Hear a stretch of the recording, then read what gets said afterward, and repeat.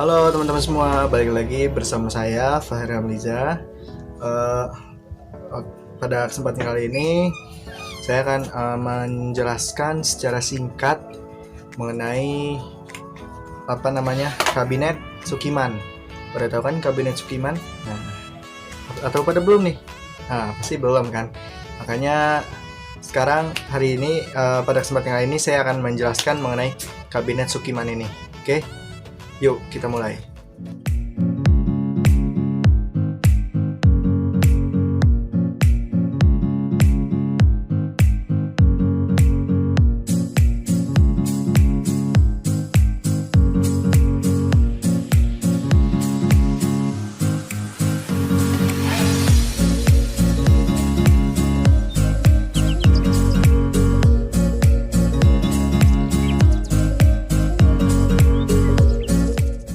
Ya baik teman-teman, jadi Kabinet Sukiman itu memimpin pemerintahan Indonesia sejak 27 April 1951 sampai 3 April 1952. Nah, pada kabinet ini sebenarnya lebih didominasi oleh Masyumi dan PNI.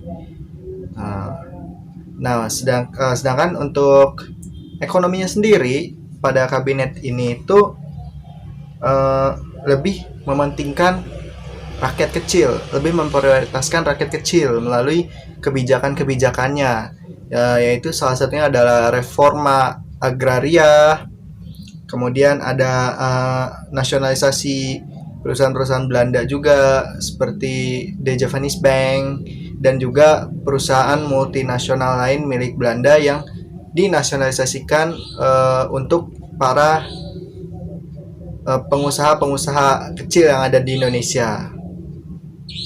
Jadi pada masa kabinet Sukiman ini arah kebijakan ekonominya lebih ke arah rakyat kecil untuk mereka supaya bisa membangun perekonomian negara.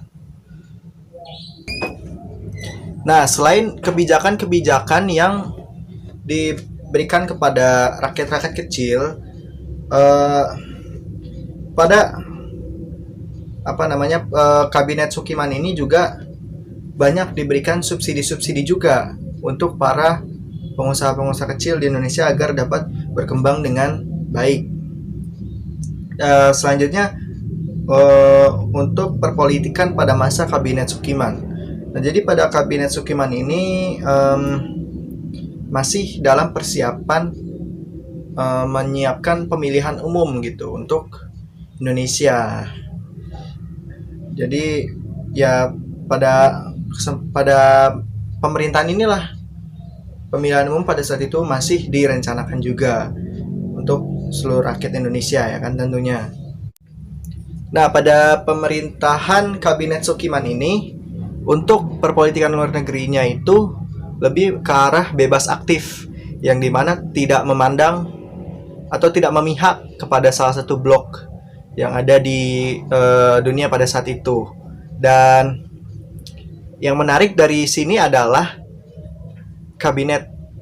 pada masa kabinet Sukiman ini Menteri Luar Negeri Ahmad Subarjo melakukan sebuah perjanjian yang cukup kontroversial pada saat itu dengan Amerika Serikat, dengan yaitu perjanjiannya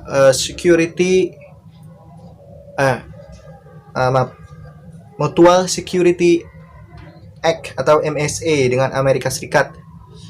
Dan dari perjanjian ini adalah Amerika Serikat akan memberikan bantuan ekonomi serta militer kepada Indonesia dengan persyaratan bahwa kepentingan politik Indonesia harus sesuai dengan apa yang Amerika inginkan. Dan tentu saja ini menjadi sebuah kontroversial dong, karena kan Indonesia yang katanya menganut sistem politik bebas aktif, tapi nyatanya malah membuat perjanjian yang mengarah atau memihak pada satu blok, yaitu blok barat pada saat itu.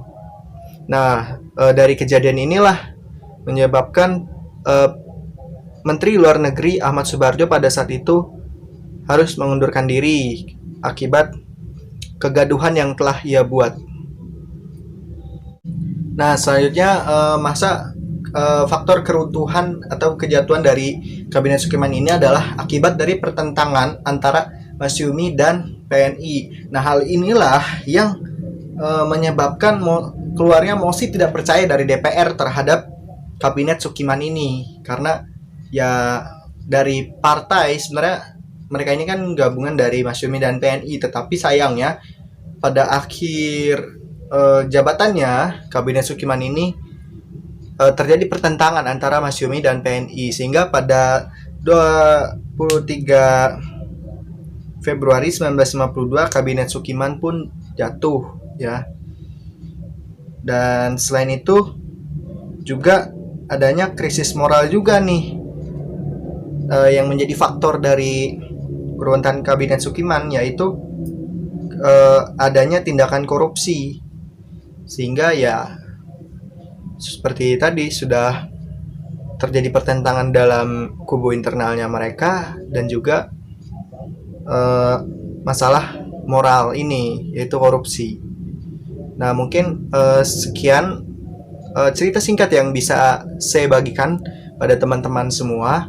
Terima kasih sudah menonton video ini. Jangan lupa like dan koreksi juga kesalahan saya di kolom komentar. Oke? Terima kasih and see you in the next video. Goodbye.